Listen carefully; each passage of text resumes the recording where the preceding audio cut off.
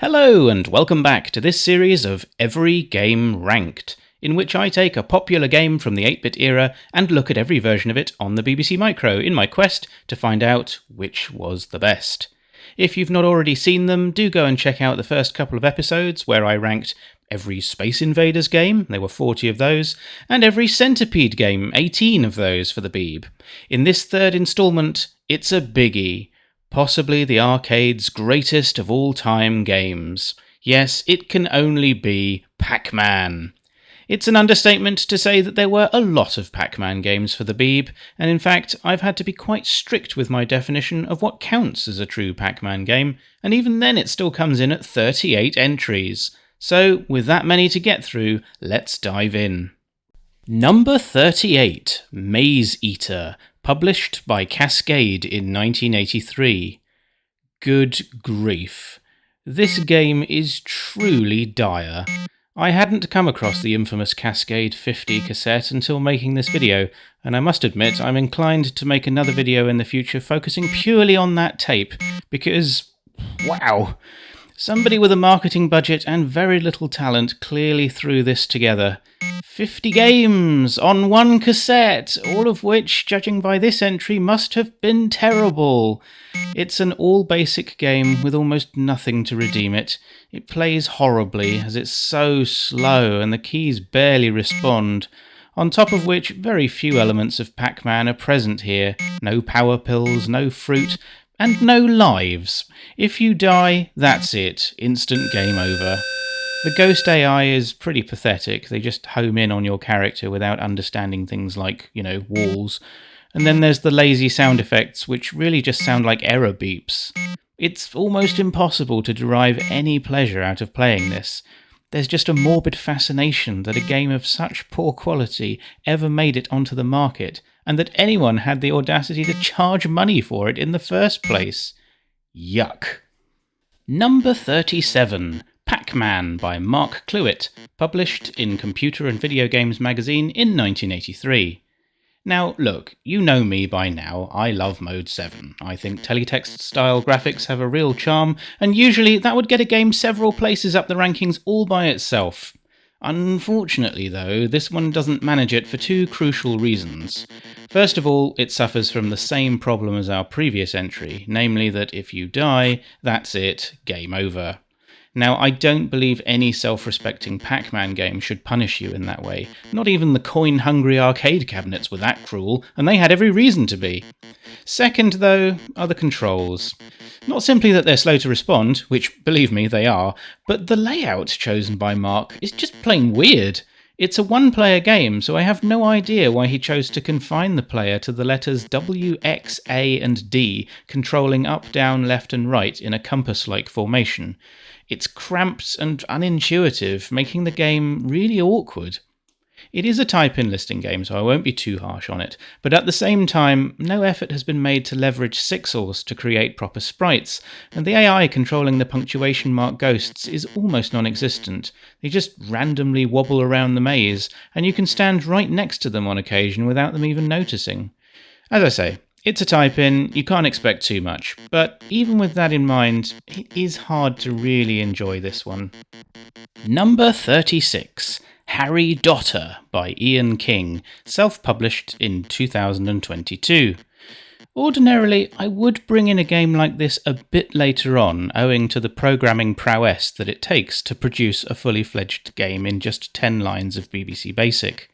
Unfortunately, the game itself doesn't really feel finished, and so the fact that it is only running on 10 lines of code ends up counting against it rather than giving it a boost. Being a 10-liner, it naturally lacks many of the classic Pac-Man mechanics like power pills, fruit, and indeed a full-screen gaming arena. I can forgive all of that, but there are three significant issues here. First, losing a life resets the grid, and while that's better than an instant game over, it is still quite frustrating, and not really in keeping with classic Pac-Man rules. Second, the flickering is quite hard on the eyes after more than a few minutes of play. Third, however, and perhaps most problematic of all, is that it has a bug governing the end-of-level conditions. Usually you would expect to have to collect all of the dots, but here it seems like a level ends when you've collected some dots. It's not consistent how many you need, and I'm not sure why it behaves this way, but it makes the game quite confusing to play. Now, I do salute Ian for getting this much game out of 10 lines of basic. It's much more than I'm capable of, but that can only carry it so far because ultimately it still needs to be game complete, and sadly I'm not persuaded that this one is quite there. Number 35, Pac-Man by Jeremy Ruston, published in Home Computing Weekly magazine in 1983. Jeremy, what hast thou wrought here? You may imagine my anticipation when I first loaded up this game, as I know Jeremy Ruston from his excellent work on writing various compilers for the Beeb, including a fourth compiler that I had the pleasure of typing in for posterity. For a man who understood the complexities of assembly code and reverse Polish notation, I am astounded that he managed to produce such a clunker of a game as the one we see here. It's really very poor, and only comes in ahead of those before it on the basis that it at least begins to resemble a Pac-Man game, with things like power pills and a proper Pac-Man style grid. Those features, however, cannot allow me to look past the fact that it plays horribly. The controls are like glue, and it's often impossible to turn corners in the game because by the time the keyboard buffer has been processed, you're already several squares further than when you pressed the key to turn. Yes, it is a type-in listing, and one which incredibly got published on 2 separate occasions, not only in Home Computing Weekly, but also by Virgin Books. Now, I say this with love, because I know Jeremy Ruston was a master programmer based on his other outputs, but this game surely didn't deserve being published once, let alone twice. Oh, and did I mention the sound effects? Good lord. I usually give games extra points when scoring them for their use of sound, but for this entry I actually deducted them because they're nasty, aggressive error beeps, especially when you collide with ghosts while under the influence of the power pill. And the death sound, I don't know, it sounds like a door entry buzzer from the 1980s. Overall, despite looking like a Pac-Man game, it lacks any of the joy that you ought to expect from playing it. Number 34, Pac-Man by David McLaughlin, published in Let's Compute magazine in 1991.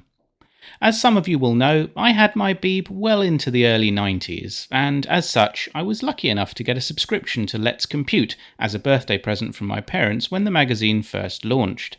I have very fond memories of it, and it is to that magazine that I owe my first fledgling dabbles with programming. The listings in Let's Compute were aimed at children, and this game is no exception. While it might lack graphical sophistication, well, okay, graphics of any kind, let's be fair, it actually does a tremendous job of providing most of the key mechanics underpinning a Pac-Man game. It's got power pills, a proper maze, lives, as well as ghosts that have rather fiendish AI, making it a challenging game to play.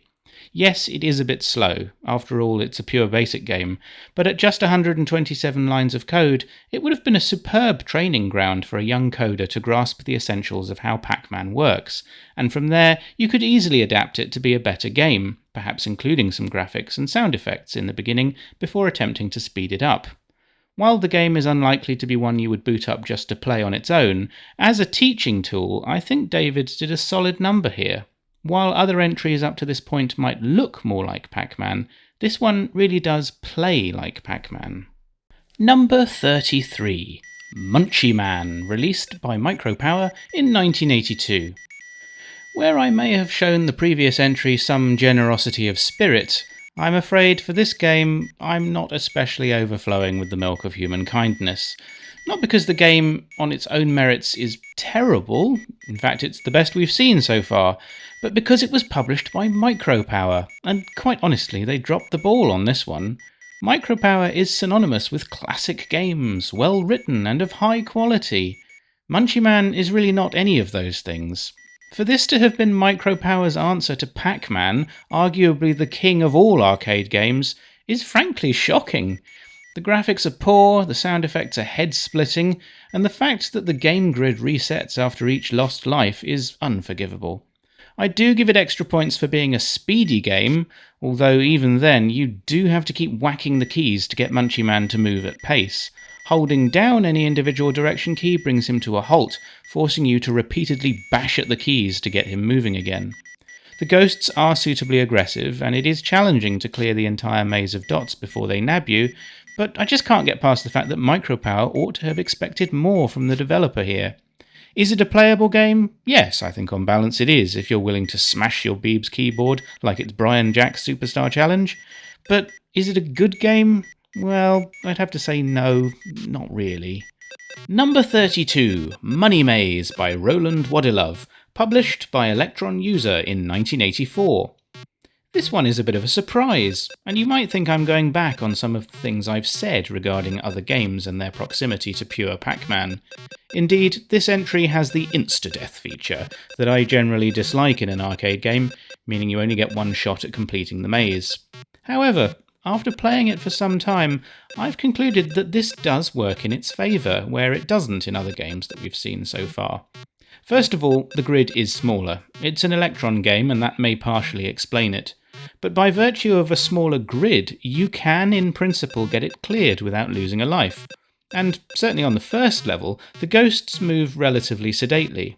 What is more, they have a form of AI that you can trick to your advantage, getting them to move in a particular direction and then turning back on yourself to get around them. Once you get the hang of it, it's surprisingly good fun, and you get a real thrill when you're down to just a few dots, knowing one false move could spell immediate doom. Graphically, it's not much better than Munchie Man, but it feels like a fairer game, while at the same time being a decent challenge. I don't think it's much of a Pac-Man game, given the lack of power pills, fruit, or lives, but as a game in its own right, provided you give it a chance, you may find it grows on you. It certainly did on me. I found I had to move it up the rankings as I was making this video. While it never stood a chance of reaching the top 10, it did far better than my initial impression of it would have expected. Number 31, Teabag Terror by Stuart Johns, self-published in 2015. Feeling a bit of deja vu? Don't worry, you're not seeing things. This game is in fact a reskinned version of the previous entry. I've brought it in separately for two reasons. One, I always appreciate someone adapting a type-in listing, and that's what Stuart has done here. He's taken Roland Wadilove's original and given it a new set of graphics. They might not be wildly different graphics, but anyone who takes the time to rework a type-in listing always gets my respect. It's a great pastime, and one I indulge in myself. And while Stuart might not have produced an especially different game here, indeed even the bug of the dots turning white when the enemies run over them is preserved, for no discernible reason, my second motivation I had for bringing it into the rankings is the fact that he's given it a story. Your Nan is holding a family party, but she's run out of tea bags and has told you to get off your Electron and get down to Fine Fair supermarket to gather as many tea bags as you can. However, when you reach the supermarket, you find yourself beset by Biffer and his band of bullies who are out to stop you. Something about being sent on this very British quest for tea bags by your Nan tickles my funny bone. The game itself is essentially the same, and the changes to the graphics aren't particularly attention-grabbing, although they are slightly mystifying, as I can't figure out if Biffer and co are people bullying you, or actual bulls in a China tea shop? Who can say? All the same, I felt I couldn't overlook this one. What is more, given that I think that the original Money Maze is a game worth playing, I can at least say that you have a choice of two graphical styles to pick should you decide to give it a try. Number 30. Pac 2000 by James Watson, self-published, unsurprisingly, in 2000. Well, we've returned to a game that is distinctly Pac-Man-like in terms of the look and feel. It has most of the components of classic Pac-Man, although it is missing the fruity bonuses. For a self-published game, it's a decent attempt, I will go that far. But I'm afraid it does have several flaws, one of which is quite literally fatal. First off, the controls sadly don't respond particularly well. Pac 2000 judders along dot by dot, and he is far too easily outpaced by the ghosts. The keys really don't respond very well at all here, and it can make the game borderline unplayable at times. An 8-bit arcade game doesn't have to be graphically flawless to be worth your investment, but it does need to have speed. It has to move at the speed of your reflexes, faster than them even. But when an arcade game is slower than your own key presses, it can quickly become frustrating, and not in a good way. The thing that finishes this game off for me is the fact that while it does give you multiple lives, it may as well not bother to do so, because once a ghost has nabbed you, the game simply puts you and the ghost back in the same position you were in at the time that you got nabbed. This means the ghost simply kills you again, and then you're completely dead and it's game over. Honestly, James would have been better off making it a one-life game if he wasn't going to take the traditional Pac-Man approach of resetting you to your original spawning location. Still, if you like your Beeb games raucous and colourful, this game does come with an outlandish intro sequence which it treats you to every time the game starts. So you can at least take some pleasure in dying and starting over again if that's your vibe.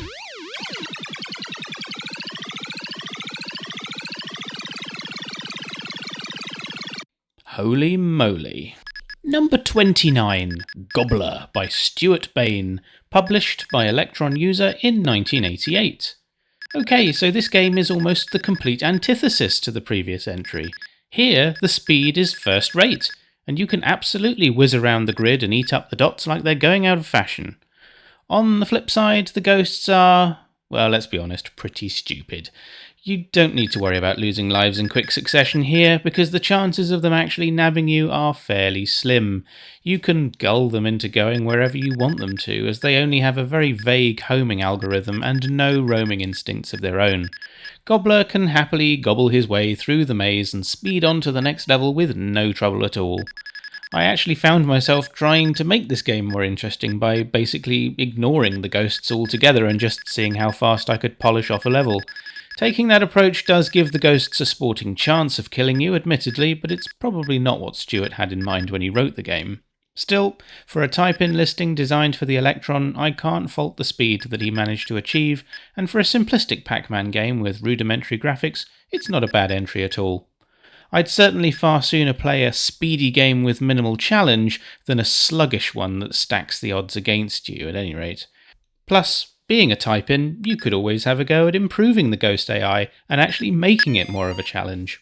Number 28, Dotty by Chris Broyden, published in Computer and Video Games magazine in 1984. By this point, we're starting to see the first glimpses of balance. Speedy, good key response, and ghosts that are a menace without being impossible. Now, for a type-in listing to be this well-rounded, it's a rare thing, and although the graphics are, shall we say, perfunctory, I mean, between you and me, I do think Chris probably could have stretched to a custom VDU command for Pac-Man here rather than a boring old letter O. The overall flow and gameplay are nevertheless starting to nibble at the heels of the subsequent entries we've yet to see. Now, of course, the elephant in the room are the sound effects. There's no other way to say it. They are bad. It's a game you really have to play with the sound off, but the game doesn't offer you that option, which would have meant suffering it on a physical Beeb back in the day, unless you'd already turned your pot right down in advance. For me, I had the mercy of Tricky's audio mod to allow me to turn the audio down on my TV, and of course, if you play on emulation, it's not a problem. But do spare a thought for those bedroom coders back in the day, fresh from typing this in from the magazine and then having such an assault on the ears as a reward. Then again, as a type-in, you could at least have edited the sound effects or accidentally omitted the sound command lines. Oh, and before we leave this entry behind, it does have a rather unusual quirk. Whether intentional or not, sometimes the ghosts just stop.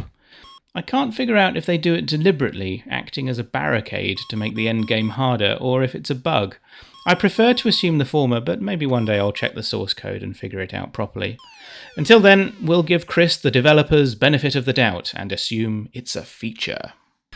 Number 27, Munchman by Winant Thompson, released by Kansas City Systems in 1983.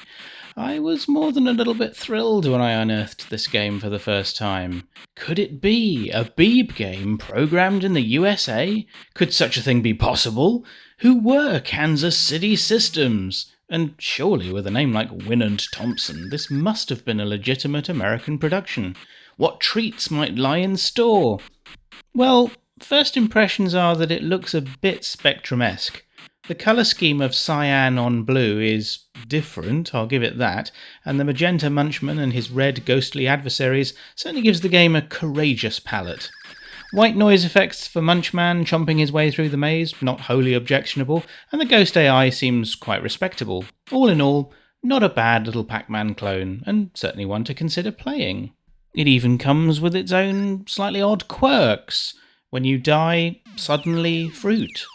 Well, I think it's fruit. I mean, it kind of looks like a red Munchman facing upwards, but I believe the instructions claim, at least, that it's fruit.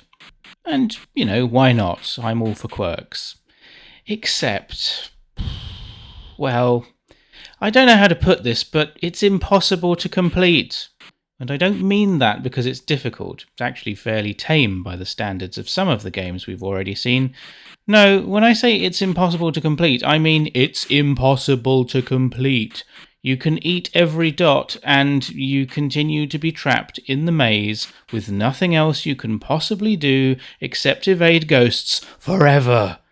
I don't know if this game was intended as some kind of sick joke, but a Pac-Man game that can't be completed even after eating all of the dots is just unspeakable. It's a hard one to rank because on the basis that you can't ever finish it, you might think it deserves to go right at the bottom of the pile.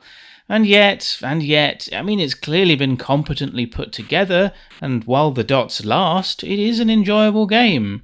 But the fact that it is impossible to complete means it surely cannot rise any further in the rankings. And hand on heart, I can't recommend it. Which, I don't know, makes me sad somehow. So much promise. Utterly ruined. Number 26, Maze Mauler by Stephen Gray, published by Home Computing Weekly magazine in 1985. Once again, as with Dotty, for a type-in listing game, this one really isn't bad at all. It whizzes along at a decent pace, and the graphics are rather cute.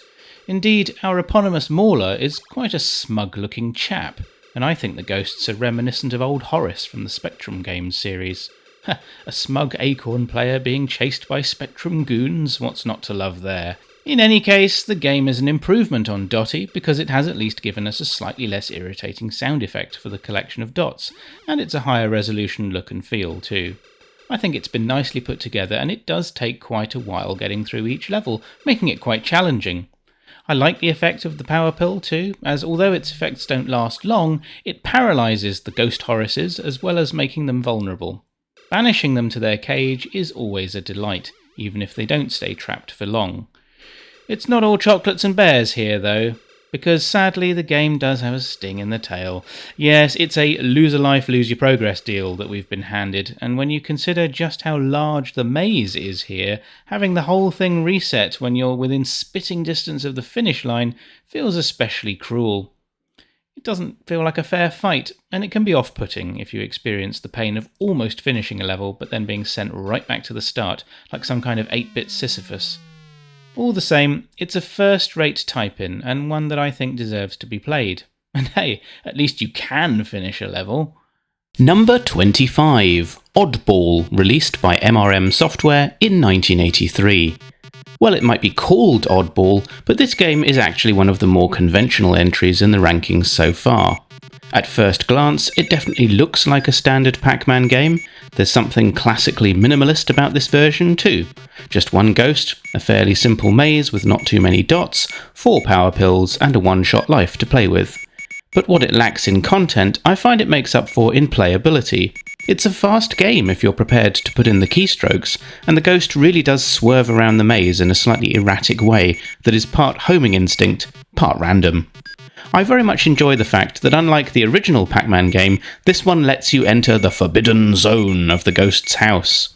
Of course, you're better off not doing so, because it's almost certain death if you do.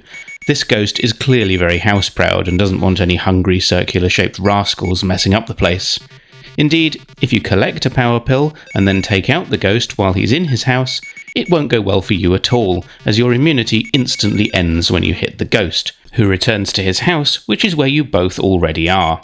Granted, this isn't the most sophisticated of entries, and it's not a type-in either, so it probably should offer a bit more by way of features, or indeed lives, but there's a certain quality to it that I really do like. Number 24, Gobbler, released by MGB Software in 1983. Graphically lackluster it may be, but this game has more going for it than you might think. For starters, it handles far better than previous entries and permits you to hold down the directional keys instead of repeatedly pressing them to get your eponymous gobbler to rove around the maze. This already elevates it by a considerable amount, as an arcade game needs to permit ease of control, and this one definitely does. We've also got a feature of Pac-Man that many entries thus far have omitted, namely the constant background alarm-like sound that gives the game its frenetic edge. One of the defining features of a traditional 1980s arcade, after all, was that thrashing cacophony of all the various games playing at once, something that Pac-Man definitely contributed to. And indeed, Gobbler manages to pull that off here as well. What is more, like Oddball before it, this one lets you enter the ghost house. When I first played it, I thought that I'd uncovered a points farming opportunity. Equipped with a power pill, you can enter the ghost house and repeatedly kill ghosts over and over again, since unlike in Oddball you don't lose your power pill immunity on hitting them. However, MGB obviously foresaw this eventuality, and sadly you don't actually get any points for hitting a ghost. Boo. All the same, this is a solid entry, and well worth playing beyond the first impressions that you might have about it. Number 23, Pac-Man by Xerocode, self-published in 2020. Like Harry Dotter before it, this is another basic 10-liner game, but unlike Harry Dotter, Pac-Man is fully game complete, and a genuine programming marvel. You may remember Xerocode's ASCII invaders from my Every Game Ranked Space Invaders episode, and once again, he's embraced the ASCII-style art here to produce a super minimalist Pac-Man game that nevertheless has plenty going for it. The game is no walkover, as the £sign ghost really moves at pace here. If it manages to tail you, you're almost certainly toast. But for all that it only runs on 10 lines of code, we not only have multiple lives to play with, but there is even a difficulty ratchet, as each new level adds an extra ghost. Now admittedly, by the time we reach level 3, those 3 ghosts, along with our own Pac-Man, do make the game slow down considerably, and from a pure playability perspective, that hampers the overall game. Yet the very fact that it is capable of managing levels and increasing numbers of ghosts in just 10 lines of BASIC is really quite jaw-dropping. What is more, I have to draw your attention to the wonderful pitter-patter sound of the ghost as it charges around the maze.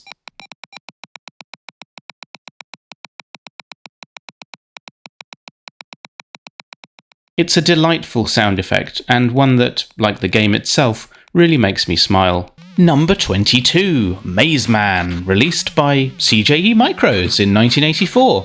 Well, as with Watford Electronics in my Centipede episode of this series, I also had no idea that CJE Micros produced games. On the face of it, the game really looks authentically like an arcade version of Pac-Man. The maze has the same artwork style, and our character definitely chomps along in a similar fashion to his Namco cousin. We've also got decent sound effects, in particular that intro jingle, along with a constant alarm and some amusing white noise munches too. Not only that, but along with the power pills, we've even got an occasional piece of fruit bonus, something often lacking in entries that we've looked at so far. What lets this game down, however, are the controls. First of all, for reasons best known to CJE, the keyboard controls are the cursor keys.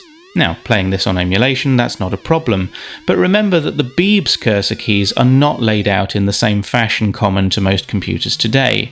It effectively forces you to use both hands to control the game, and that's not the greatest playing experience. Furthermore, while Maze Man can move along at a decent pace when he's going in a single direction, he takes corners with all the skill and grace of a Winnebago. This can make the game a bit frustrating at times because you might be pressing left, but Maze Man is still focused on heading forwards.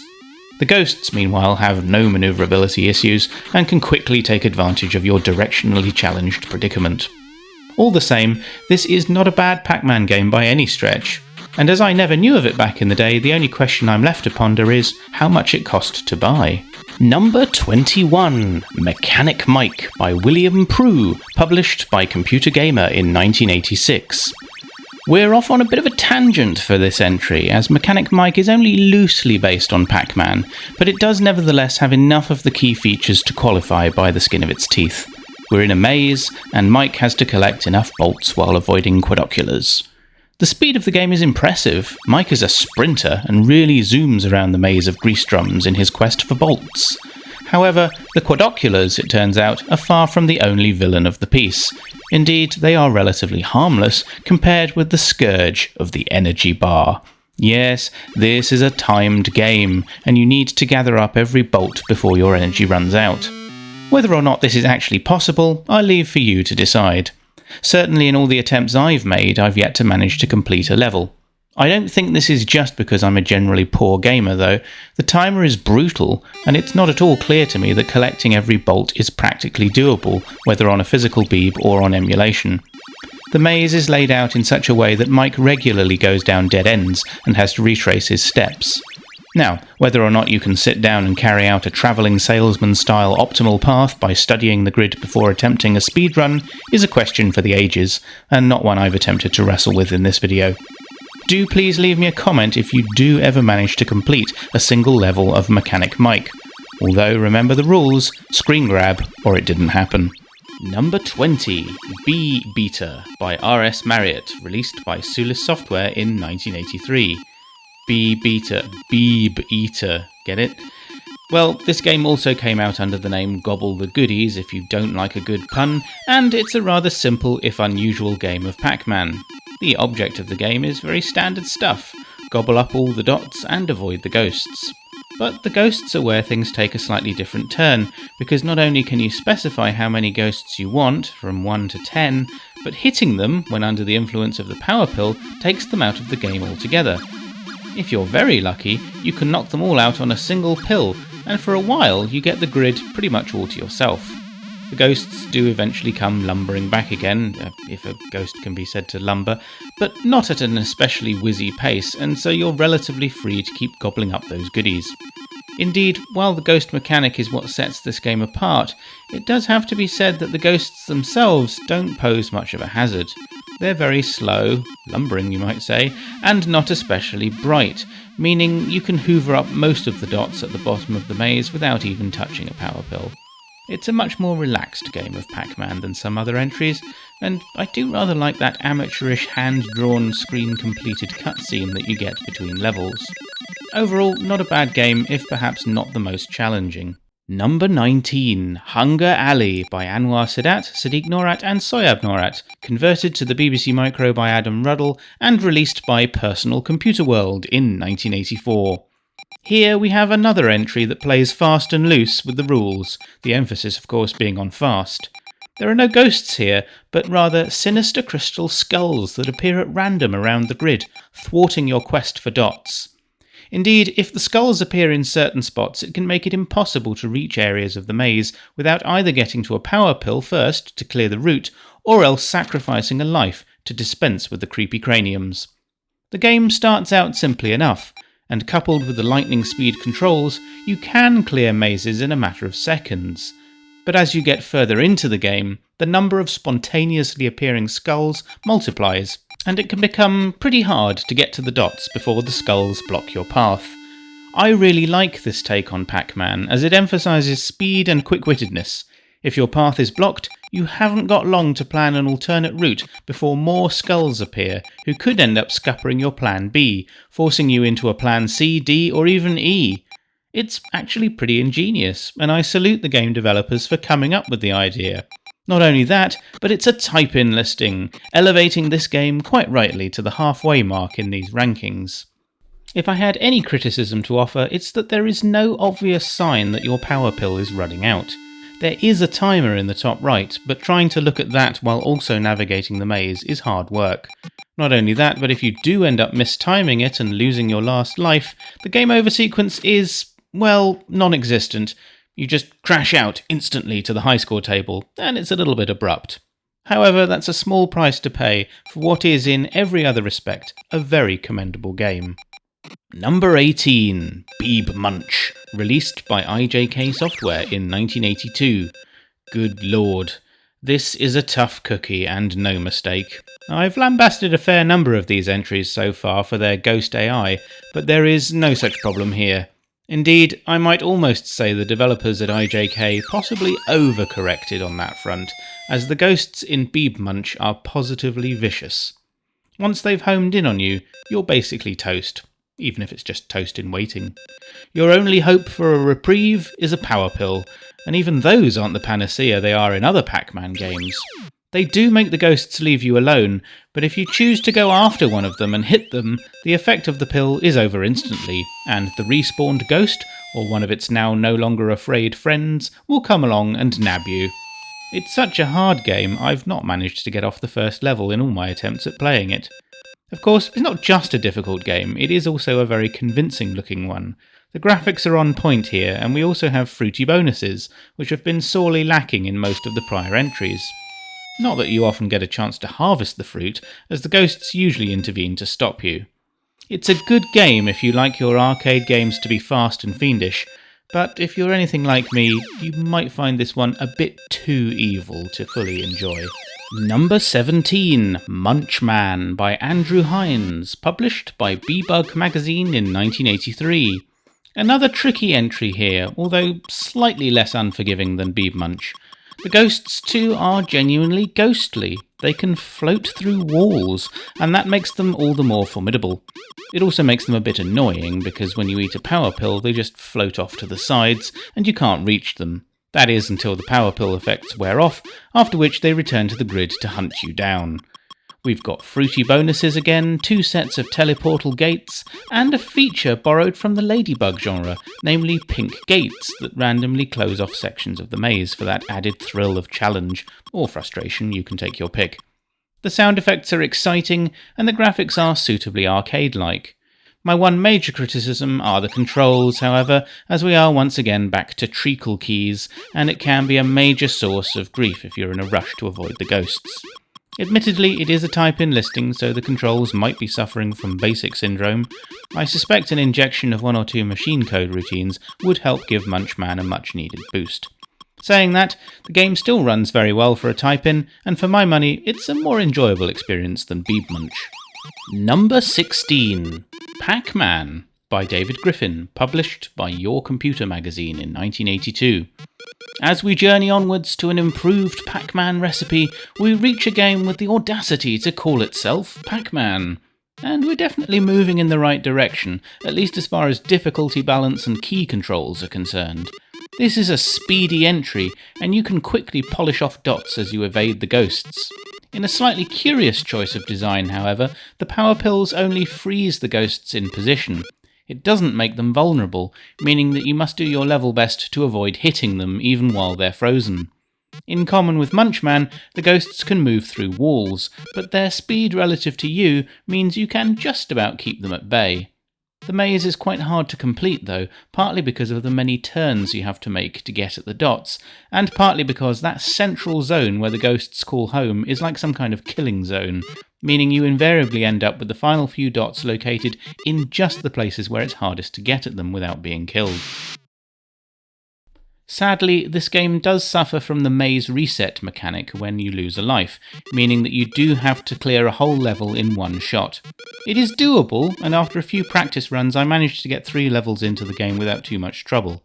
The game rewards tactical play, holding position until the ghosts are almost upon you before swerving off in the opposite direction to get at those last few elusive dots. Overall, a good game, even if it veers away from the more traditional Pac-Man rules in certain places. Number 15, Chomper by Paul Stanley, converted to the BBC Micro by Colin Tanner for Pan Books in 1983. This is a lovely high-res version of the game, and though it only has 1 ghost, be rest assured he puts in the hours. Once that ghost is on your tail, it can be incredibly hard to shake him off, like some kind of ghostly Inspector Javert. Tenacious is the word, and your only defences are the power pill, which will temporarily cause the ghost to run away from you, or charting a weaving path away from him that causes him to get stuck behind a wall. The teleport gates at either end of the maze can also be used to trick him, although you have to time it right, otherwise he just follows you through. This is definitely a game that has a surface level appearance of simplicity, but which actually takes quite a bit of time and patience to suss out. I won't say I've mastered it, but the more I've played it, the better I've been able to figure out strategies for keeping the ghost away for as long as possible. While it's true that this game lacks some of the other Pac-Man features, more ghosts, fruit and so on, it does at least let you continue your progress when you lose a life. Plus, the loss of a life comes with a very amusing effect. Critique-wise, only a beep indicates when your power pill has run out, although the behaviour of the ghost is another indicator, as he'll soon start pursuing you again once it has. In summary though, for a game that you would have typed in from a book back in the day, you'd surely not have been disappointed. Number 14, Gimpo by Kenton Price, published by A&B Computing in 1986. Have you ever wondered what being Pac-Man would be like from Pac-Man's perspective? Well, this rather novel take on the game gives you precisely that experience by deliberately obscuring the full game maze and only showing you a small section of it at a time. What quickly becomes obvious is that you therefore can't tell where the ghosts are, nor when they will next strike. It's a great concept, and one which takes the restriction of limited video memory and turns it into a gaming feature. It's no joke either, as this is a hard game to play. That said, I personally really like it, and the challenge is well calibrated, making it difficult but not too difficult. There are no power pills here either, so you are very much at the mercy of the ghosts as and when you do encounter them. The best tactic I've figured out is to try and maneuver both ghosts into the same line, so that you only have one, in effect, to worry about. That way you can just about manage to collect all of the spores and progress on to the next maze. The game helpfully provides some stats on the left-hand side, including the total number of spores remaining, which starts at a value of lots. This is invaluable data when you get towards the end of the level, as without a full view of the maze, it's impossible to know how close or far you are from completion. The controls here are super responsive and fluid, which, to be honest, would be a deal breaker for a game of this style if they weren't, and the graphics are super sharp. I think Gimpo is a great game and a very innovative take on the Pac-Man genre. Number 13. Pac-Man by David McKerran, self-published in 1983 as part of his Unoriginal Games compilation. Oh, Colin, what are you up to here? Entry 13 and we're back to ASCII graphics. Well, you might mock, but if so, I can only say, try before you sigh. This is a great game of Pac-Man, and it has all of the Pac-Man features. Ghosts, power pills, fruit bonuses, and a proper maze. Not only that, but the controls are silky smooth and the speed is at arcade levels of play. As for those ASCII graphics, even they are a cut above the rest, as David has managed to inject a decent amount of animation into them. Note how every character pulsates. When you collect a power pill, the ghosts shift from being alternating upper and lowercase m's to upper and lowercase w's. And if you manage to nab one of them, they turn into a double quote mark as they zoom back to their ghost house, mimicking the eyes that the Pac-Man ghosts turn into in the original game. Even Pac-Man runs through a random selection of characters when he dies, perhaps even mimicking the expletives that you might utter at that point in time. While the game might start out in monochrome black and white, you get a nice bit of palette switching at the end of a level, and then a new selection of colours for the next. I genuinely can't fault this game, it's eminently playable, and even with the graphics being what they are, David has lent them some splendid flourishes that can't help but make you smile. Genuinely, this is great. Number 12, Snackman by Margaret Stanger, published by A&B Computing in 1984. At this point, we're reaching a good standard of game, and Margaret Stanger's Snackman is a very good example. All the key features are here, the graphics are good, in fact they're rather cute, and the controls are nice and responsive. The sound effects are quite boisterous, in particular the rather violent explosion when your power pill expires. The first time I heard that I thought I'd somehow lost a life without realising. The ghost AI is good, and Margaret has clearly made a decent attempt at giving each ghost a bit of personality, with some being more hunter-like than others. The way they become shy when you gulp down a power pill is also rather endearing. While this is a very classic Pac-Man recipe, the game nevertheless does come with a non-standard feature, a rather nifty diagonal movement that you can accomplish if you hold either the up or down key along with either left or right. This even lets you hop over diagonally adjacent walls, which makes the maze a bit quicker to clear than some of the other entries we've seen.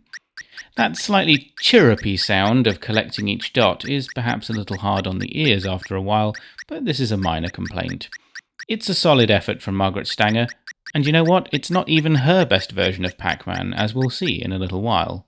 Number 11. Pac-Man, released by Ganymede Systems in 1983. As with their Space Invaders entry, Ganymede Systems once again prove themselves here.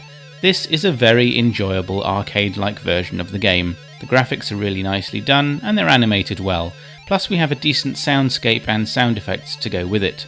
The gameplay is very Pac-Man-like, and the controls respond well, although Pac-Man does have cornering issues at times, as he has to be lined up precisely in order to take a bend. The power pills last for a generously long time, and you can often nab ghosts even as the effects are starting to wear off.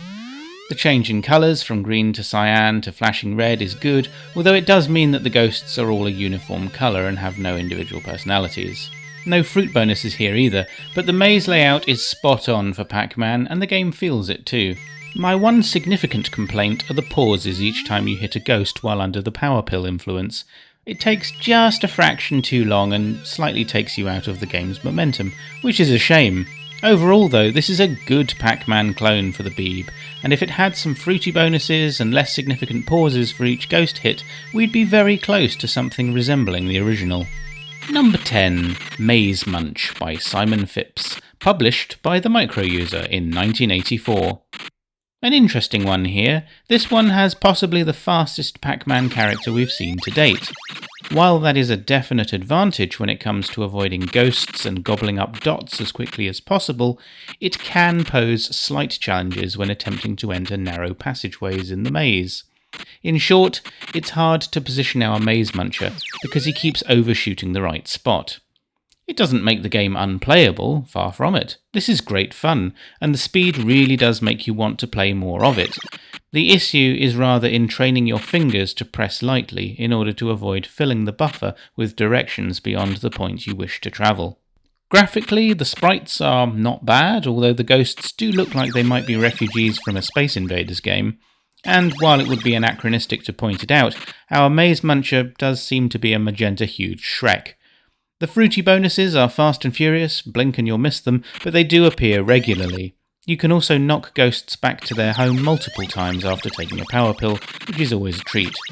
Speed isn't everything, but the fact that this game really does pack a punch in that department is what brought it in so high.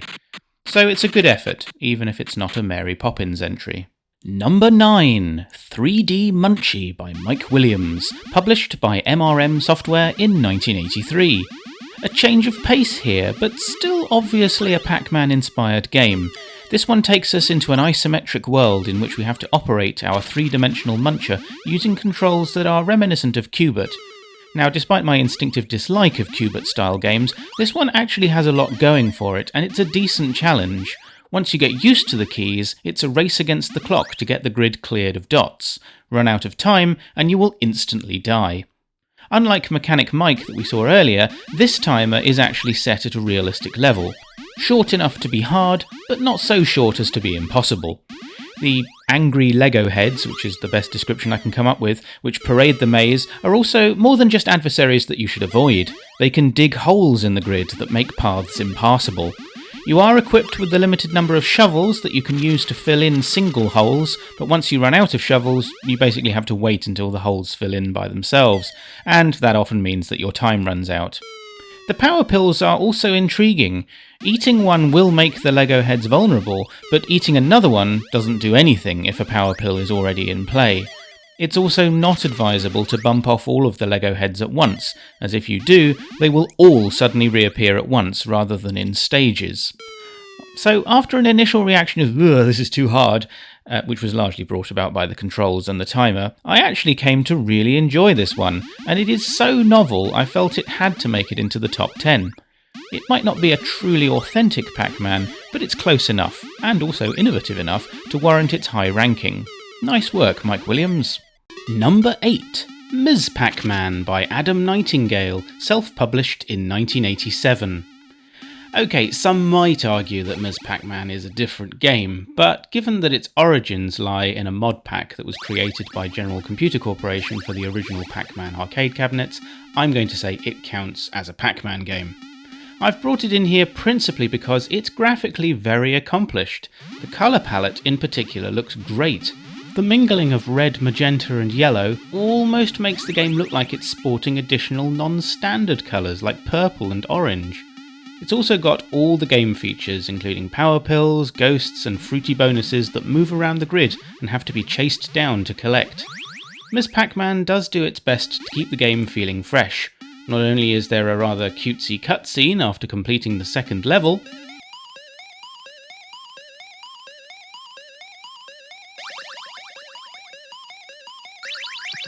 but the grid also changes at this point, and we get a different maze to munch our way through.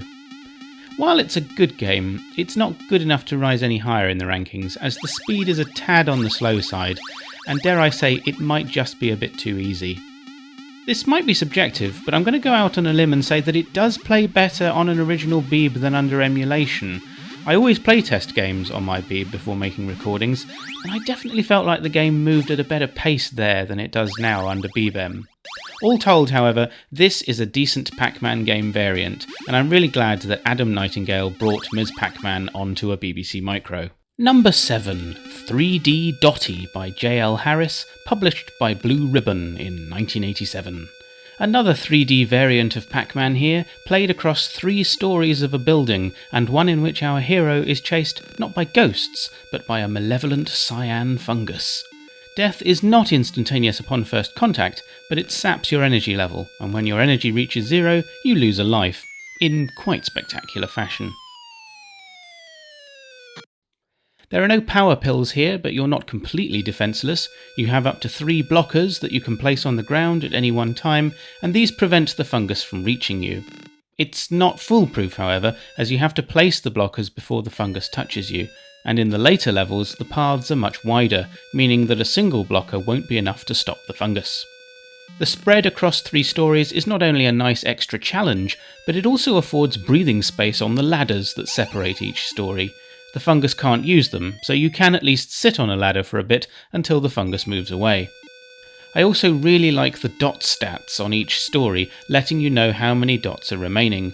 This is especially important because dots can be hidden behind pillars, so without the stats, you won't necessarily know whether you've collected every dot or not.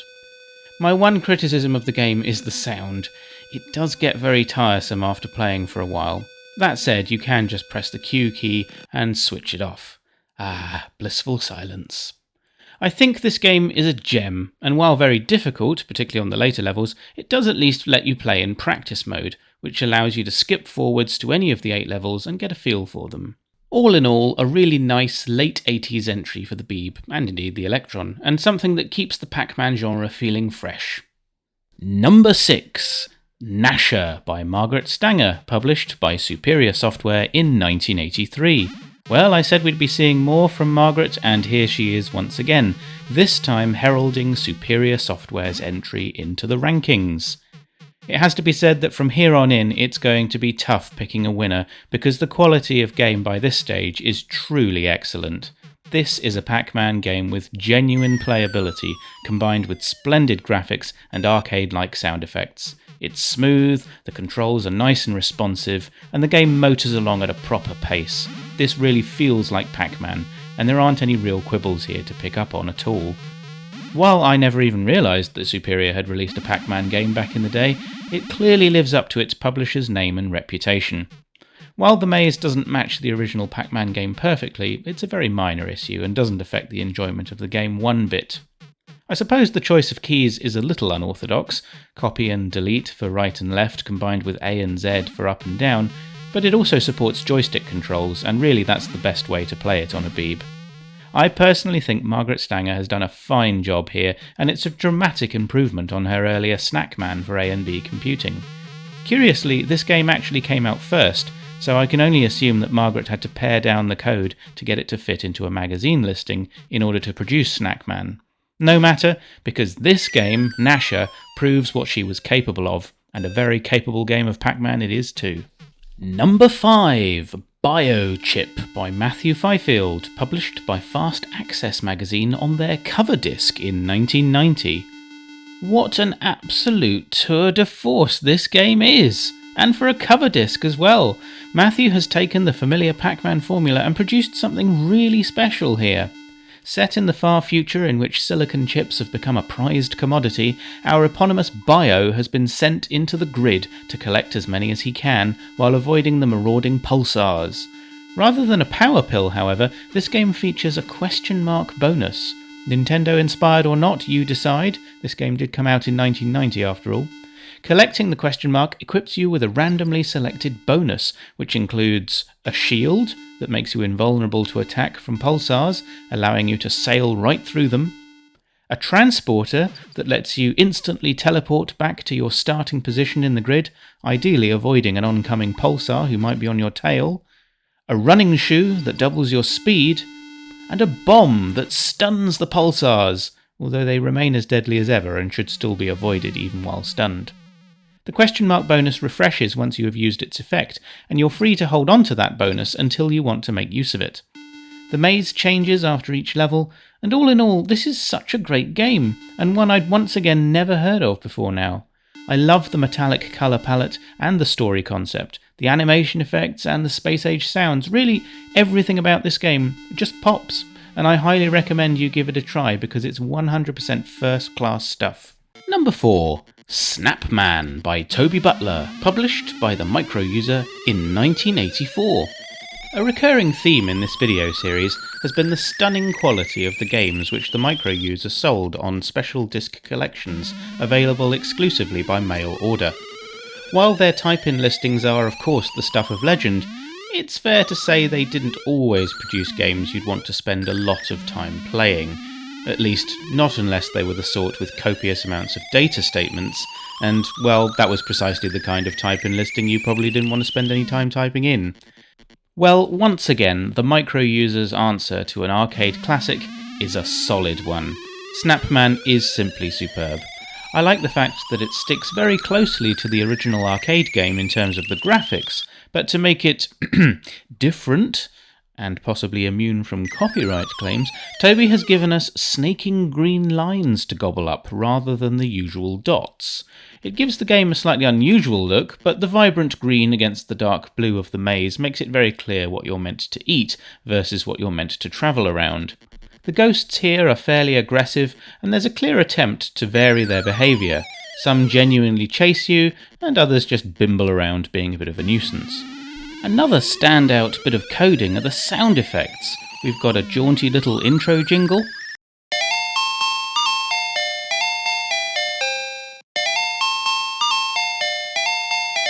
and the in-game effects are a symphony of noise, ranging from the gentle humming sound of Snap-Man getting his greens to the almost piercing countdown sound of the power pill.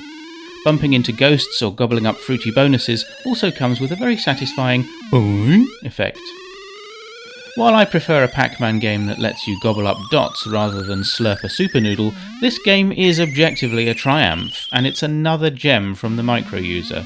Something I would have been over the moon to have received by post back in the day. Number 3, Snacker by ALT, released by JJF Public Domain in 1992. There are hidden gems, and then there is a game like Snacker. Wow. I know you're probably bored of hearing me say, I never knew of this game before, but I think on this occasion it's reasonably likely you've also not come across it before either. Coming out in 1992 means it would really have passed the majority of Beeb users by, myself included. And that is a crying shame because, I mean, look at it. It's exceptional. The graphics are a delight. The sound effect jingles for each level are arcade-tastic. And the sheer smoothness of it is a genuine treat. It looks and feels like an arcade game, and while our eponymous Snacker looks more like Zippy from Rainbow, or possibly a smashed potato Martian than he does Pac-Man, he's animated with such finesse that it fits right in. Oh, and by the way, on the graphics front, do check out the splash screen. Amazing. We get a change of maze after each level, and we're even able to sneak into the ghost house to collect letter-based bonuses when they randomly appear.